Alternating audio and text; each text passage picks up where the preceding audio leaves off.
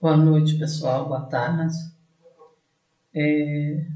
Nós vamos falar agora no vídeo a respeito do DIFAL, o imbróglio.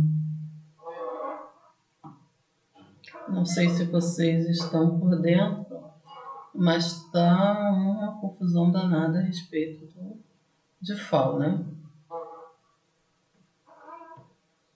E eu também estou com esse vídeo preso há um tempão. E hoje eu tentei transmitir ao vivo, não saiu as imagens, mas eu estou gravando assim mesmo. Aí estou gravando para poder botar para vocês depois, né? Quem eu sou? Eu sou Cristina Cruz, sou contadora, atuo há 29 anos na área de construção civil, primeiramente com obras do governo e depois já com escritório prestando serviço. Atuo há 18 anos com corporação imobiliária, SPE, SCP, Gold Familiar. Sou pós-graduada em Gestão Estratégica e Qualidade na UCAM, formação em complementação em Docência do Ensino Superior. Sou CEO da Cristal Contábil, treinamento de Gestão Estratégica, EIRELI, há 11 anos. Antes atuava como prestadora de serviços. Concomitantemente, vamos fazendo as coisas. Na Constituição, o artigo 155 diz que compete aos Estados e ao Distrito Federal instituir impostos sobre operações relativas à circulação de mercadorias e sobre prestação de serviço de transporte interestadual, intermunicipal e de comunicação, ainda que as operações e as prestações se iniciem no exterior. Ainda na Constituição, o imposto previsto pelo inciso 2 atenderá ao seguinte: não será acumulativo, compensando-se com o que for devido em cada operação relativa à circulação de mercadorias ou prestação de serviços com montante cobrado nas anteriores pelo mesmo ou outro Estado ou pelo Distrito Federal. A isenção ou não incidência, salvo determinação em contrário da legislação, não implicará crédito para compensação com montante devido nas operações ou prestações seguintes, acarretará anulação do crédito relativos às operações anteriores, poderá ser seletivo em função da essencialidade das mercadorias e dos serviços. Resolução do Senado Federal, de iniciativa do Presidente da República ou de 1/3 dos senadores, aprovada pela maioria absoluta de seus membros, estabelecerá as alíquotas aplicáveis às operações e prestações interestaduais e de exportação. É incrível quando a gente começa a gravar um vídeo, está tudo em silêncio. Na hora que a gente começa a gravar, todo mundo começa a se mexer. Não esqueçam de dar like para mostrar ao YouTube que esse vídeo é importante. E para me motivar também, né, gente? O imposto previsto no inciso 2 atenderá ao seguinte: é facultado ao Senado Federal estabelecer alíquotas mínimas nas operações internas, mediante resolução de iniciativa de 1/3 e aprovada pela maioria absoluta de seus membros.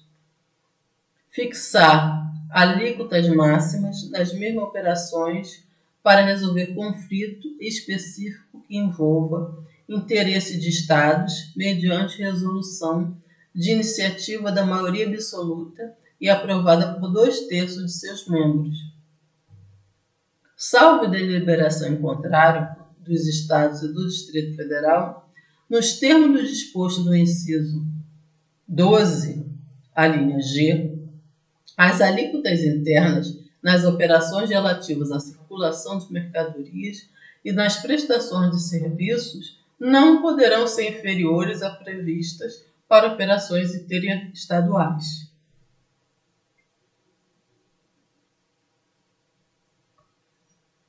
Até aí tudo bem? O que é DIFAL? Diferença de alíquota.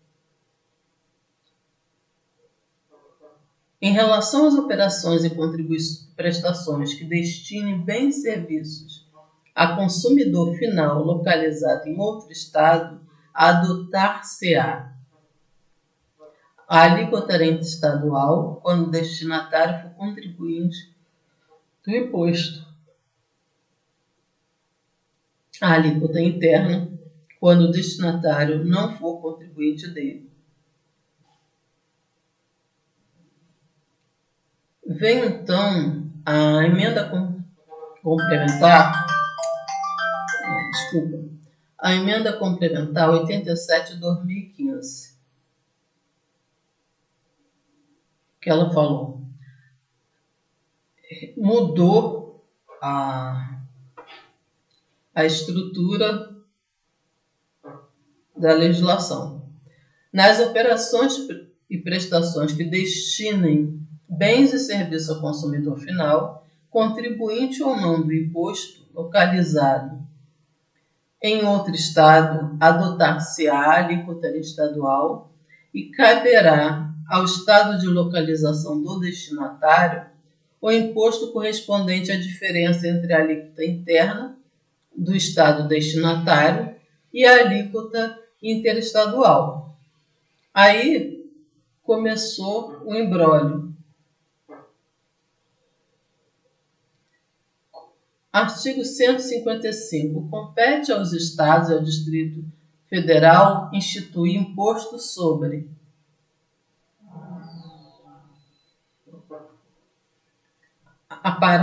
parágrafo 2º. O imposto previsto no inciso 2 atenderá ao seguinte: cabe à lei complementar definir seus contribuintes, dispor sobre substituição tributária, disciplinar o regime de compensação do imposto, fixar para efeito de sua cobrança e definição do estabelecimento responsável o local das operações relativas à circulação de mercadorias e das prestações de serviços.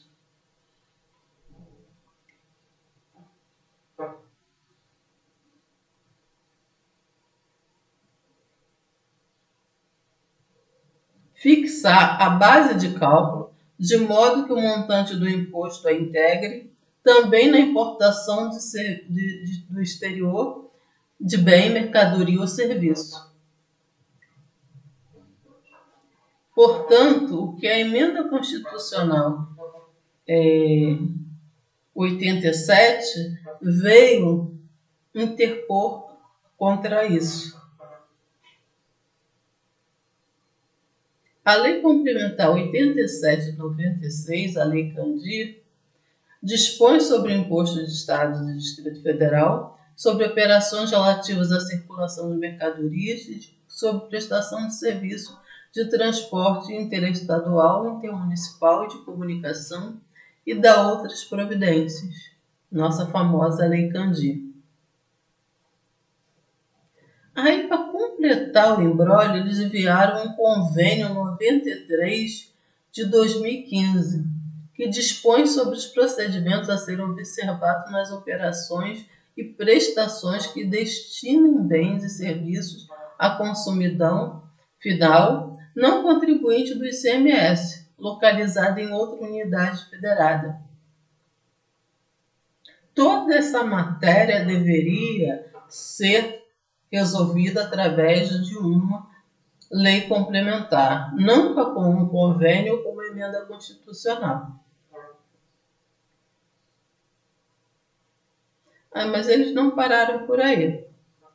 O artigo 146 da Constituição Federal, inciso parágrafo 3º, também define que cabe à lei complementar estabelecer normas gerais de matéria de legislação tributária, especialmente sobre a definição de tratamento diferenciado e favorecido para as microempresas e para as empresas de pequeno porte, inclusive regimes especiais ou simplificados no caso de imposto previsto no artigo 155, parágrafo 2º, o ICMS, das contribuições previstas pelo artigo 195, que não é o nosso caso. Agora nós estamos falando especificamente sobre o ICMS.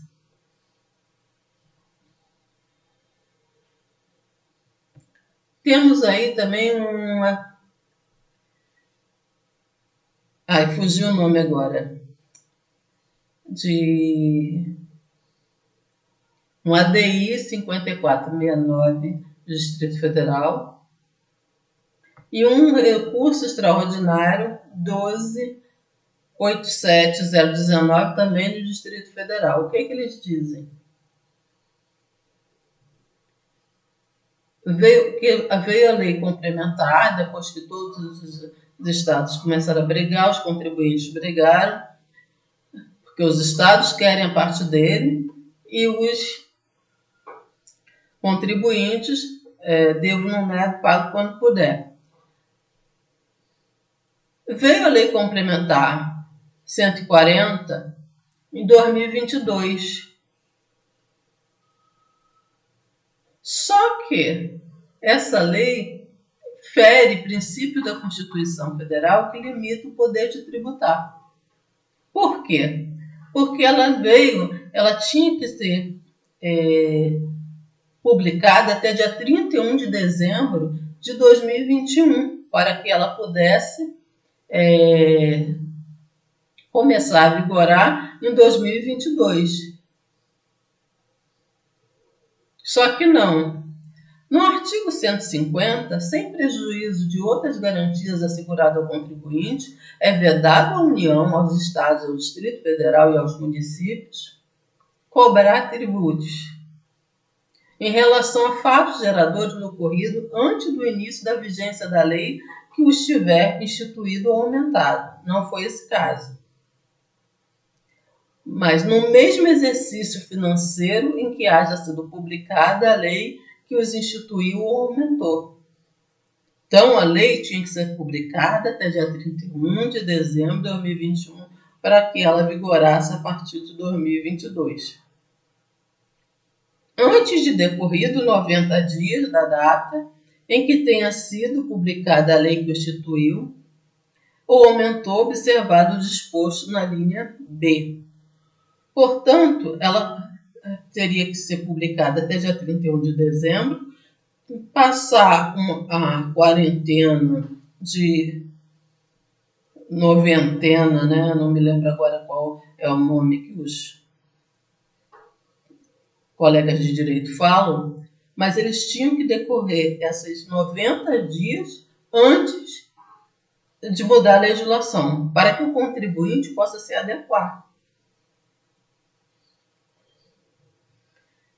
Você faz um planejamento tributário, faz compras em cima de um valor, de uma legislação, e de repente você se vê totalmente obrigado a mudar tudo, perder dinheiro, muitas das vezes você já fez contratos fechando com aquele valor, e quem compra não quer saber se você fica uma perda muito grande e também insegurança jurídica.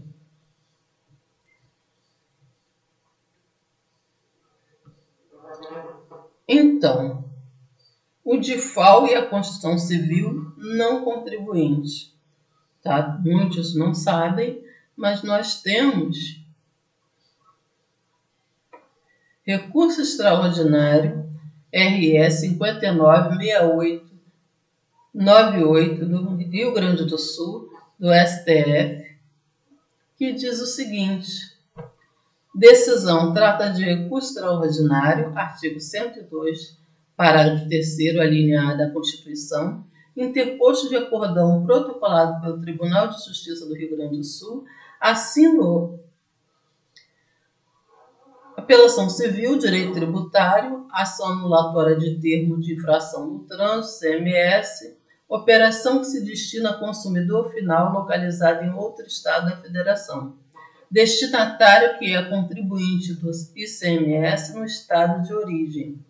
Aplicação da alíquota interestadual. Cabimento. A Constituição Federal impõe dualidade de alíquotas em função de o destinatário ser ou não ser contribuinte do ICMS.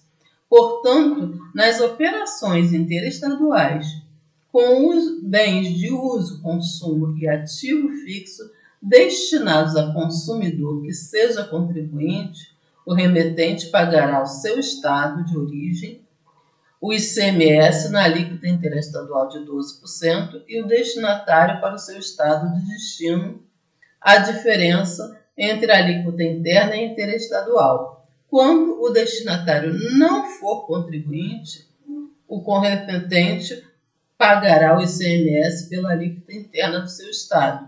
Para o Rio Grande do Sul, 17%. Esse recurso é anterior à lei complementar agora. Tá? Mas nós ainda temos essa parte do recurso.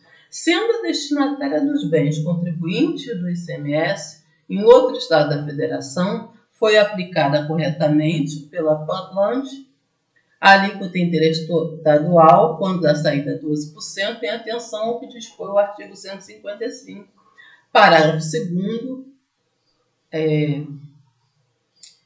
inciso 7, a linha A da Constituição Federal, cabendo aquela, no momento da entrada, pagar à pessoa política de destino o valor correspondente à diferença entre a alíquota interna e a interestadual. Apelo provido. Unânime.